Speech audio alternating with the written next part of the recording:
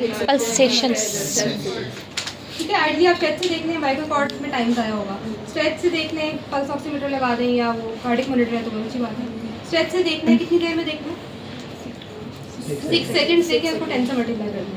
16 second में देखना है, 6 सेकेंड में जितनी भी बीट्स आ रही हैं उसको आप 10 से मल्टीप्लाई करेंगे, आपका हार्ट रेट आ जाएगा पूरे मिनट का।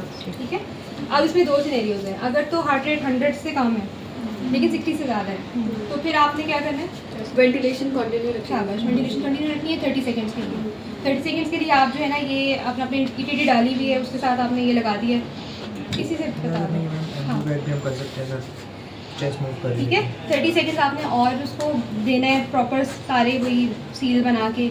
और कितनी देंगे 30 सेकंड जी अभी हम 30 सेकंड्स में वही ब्रेथ 2 3 के सीक्वेंस से, हाँ जितनी दी जाएंगी 30 सेकंड। ब्रेथ 2 3 ब्रेथ 2 3 आइडियली जो है 1 मिनट में 40 to 60 सेकंड्स 40 to 60 ब्रेथ्स देने चाहिए।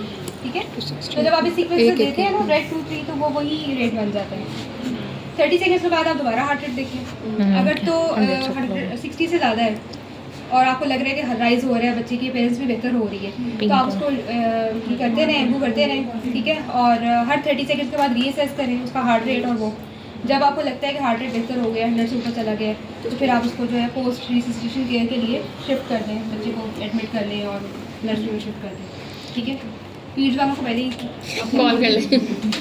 अच्छा जी, अगर आपने जब 30 सेकंड्स के बाद देखा तो हार्ट रेट 60 से कम था, ठीक है, फिर क्या करना है? Chest compression. फिर आपने chest compressions coordinated with positive pressure ventilation करना है। ठीक है, चेस्ट कंप्रेशंस का निमोनिक आपको सीसी मिलेगा और पीपीवी जो है वो पॉजिटिव प्रेशर वेंटिलेशन का, सारे चार्ट्स में ये होगा।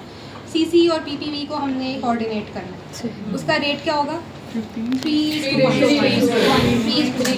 उसका भी सीक्वेंस हम बोलेंगे। चले आप एम्बू करें, मैं चेस्ट कंप्रेशन करूँ। ये देखें, इसकी आप दोनों थम्स ये ऐसे बच्चे का हाथ आपके पीछे सर्कल करना, सर्कल करना है, सपोर्ट करना है।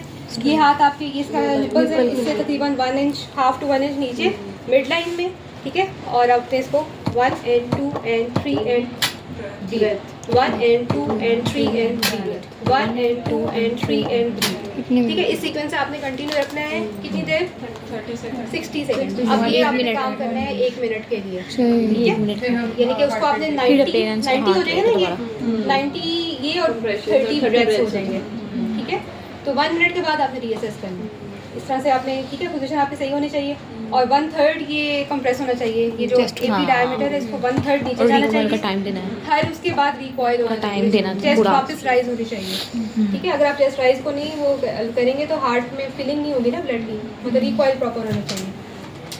अच्छा जी, अब 60 सेकंड गुजर गए, फिर आपने दोबारा हार्ट रेट देखना है कि आप क्या सूरत हाल है।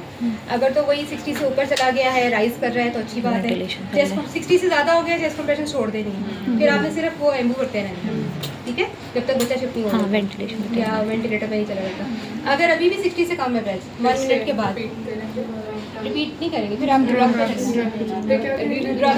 वो एड्रेनालिन एपिनेफ्रिन। 1 मिनट के बाद अगर आपका ये 60 से कम है तो आपने एड्रेनालिन ड्रग देनी है। ठीक है, जो रिससिटेशन में ड्रग्स यूज़ होती हैं 3-4 हैं।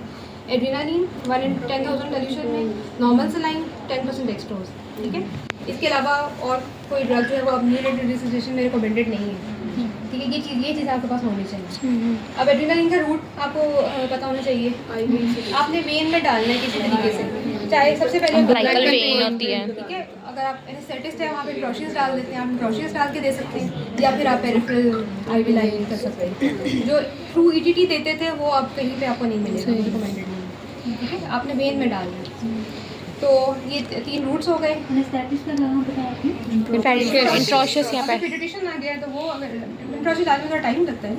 आपने आईवीएसएस सबसे बेहतर तो यही कि अम्बिलिकल वेन डायरेक्ट नहीं देना, अम्बिलिकल वेन कैथेटर डाल के देना। ओ चलिए जी, एड्रेनालिन भी हमने दे दी। तो उसके बाद भी अगर और कितनी देर सीपीआर करनी है? एड्रेनालिन की आगे वो है कि 3 डोजेज आप दे सकते हैं 20 मिनट 20 मिनट्स तक 20 मिनट्स तक कंटिन्यू रखना है। उसके बाद भी अगर नहीं होता तो फिर आपने जो है ना वो पेरेंट्स से डिस्कस करना है, अपनी टीम से डिस्कस करना है और फिर आप उसको डेथ डिक्लेयर कर सकते हैं। चलिए अब आप लोग आ जाएं।